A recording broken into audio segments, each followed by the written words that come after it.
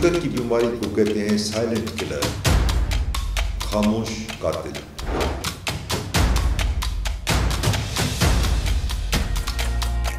बिस्मिल्लाहिर्रहमानिर्रहीम। मेरा नाम प्रोफेसर ज़मान शेख है। मैं सर सैयद मेडिकल कॉलेज में प्रोफेसर ऑफ मेडिसिन के तौर पे काम करता हूँ और मेडिलिंक दो तलवार क्लिफ्टन कराची पे मेरा क्लिनिक है। आज हम बात करेंगे कुछ एक मखसूस हार्मोन की जो बच्चों के कद में बढ़ने में मदद देता है। अब हम देखते हैं कि सारे बहन भाई का कद ठीक जा रहा है उम्र के हिसाब से। एक भाई या बहन ऐसी है जिसका कद अपनी उम्र के हिसाब से बढ़ नहीं रहा है। तो इसके बेशुमार असबाब हैं जिसकी वजह से बच्चों का कद बढ़ नहीं सकता।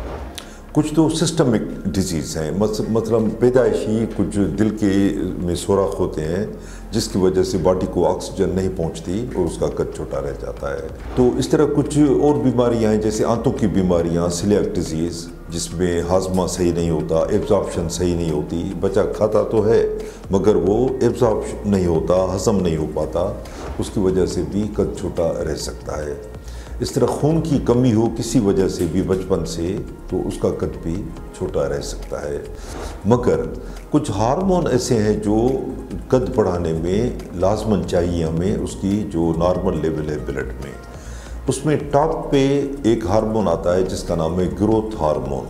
उसके बाद दो तीन और हार्मोन भी हैं जो कद बढ़ाने में मुआवनत करते हैं ग्रोथ हार्मोन की। उसमें एक तो थायराइड हार्मोन है, थायरोक्सिन, और दूसरा स्टीरॉयड्स हैं। ये भी सही तनासब में चाहिए ताकि बच्चे का कद जो है वो सही हो पाए।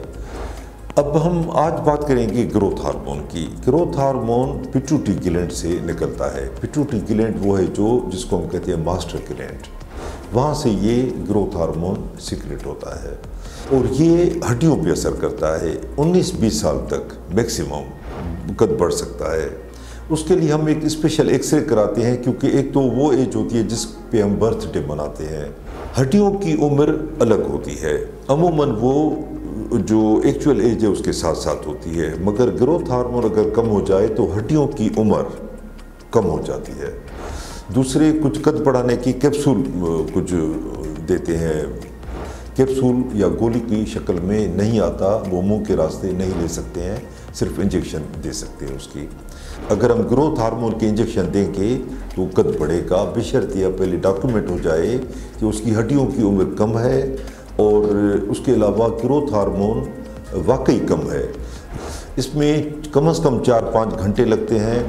पहले एक ब्लड लेते हैं, फिर इंसुलिन का एक इंजेक्शन देते हैं ताकि शुगर कम हो जाए ब्लड में और स्ट्रेस पैदा हो। इंसुलिन दे के फिर हम सैंपल ब्लड के लेते रहते हैं ग्रोथ हार्मोन के। अगर वो 5 से कम हुआ तो पक्का ग्रोथ हार्मोन डिफिशिएंट है। जैसे उम्र गुजरती जाएगी तो हड्डियाँ मजबूत होती जाएंगी, जुड़ती जाएंगी। तो जितना जल्द आप डायग्नोस करेंगे बच्चे में कि इसका ग्रोथ हार्मोन कम है, जितना जल्द आप इलाज स्टार्ट कराएंगे उतना जल्दी फ़ायदा होगा।